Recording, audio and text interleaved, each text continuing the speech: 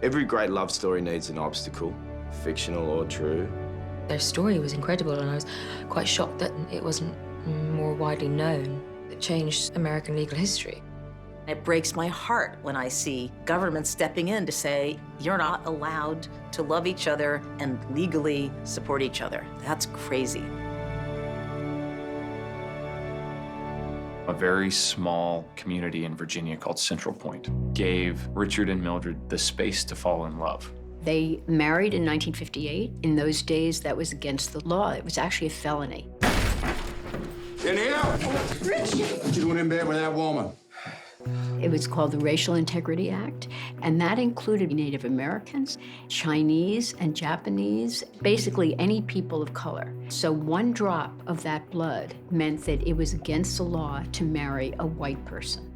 All y'all over there in Central Point don't know from down, all mixed up. Part Cherokee, part Negro, part white.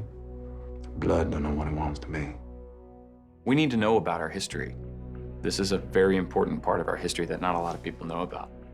Obviously, this was a time when there was a huge social uproar with the march and the lynchings that were going on in the South, and it sort of inspired Mildred to write a letter. She got a letter back from Bobby Kennedy saying, I think your case has merit, and he put them in touch with two lawyers from the American Civil Liberties Union, Phil Hirschkopf and Bernie Cohen. Both of them were right out of law school. Bernie was kind of the face of the operation and somewhat of the heart of it, but Phil was really the more impressive legal mind in the matter. The fact that he separated the races shows that he did not intend for the races to mix. I know it sounds strange, but this is really wonderful.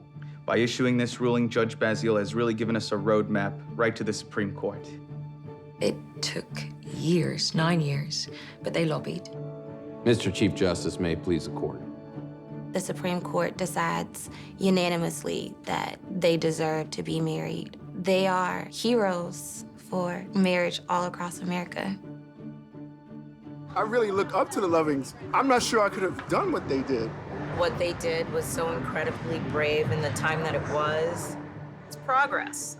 The Lovings helped change the legal structure of our country. It really is one of the landmark civil rights cases. They were rebels of the heart doing what they believed in, and I find that inspiring.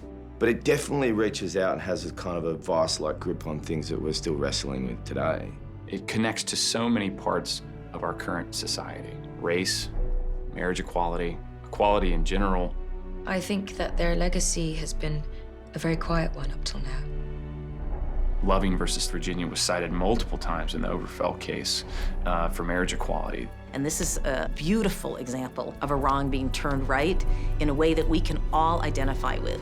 In this day and age, there's so much craziness going on in the world. Richard and Mildred were a beacon to all of us, that at the end of the day, the only thing that matters is love. And love can change the world.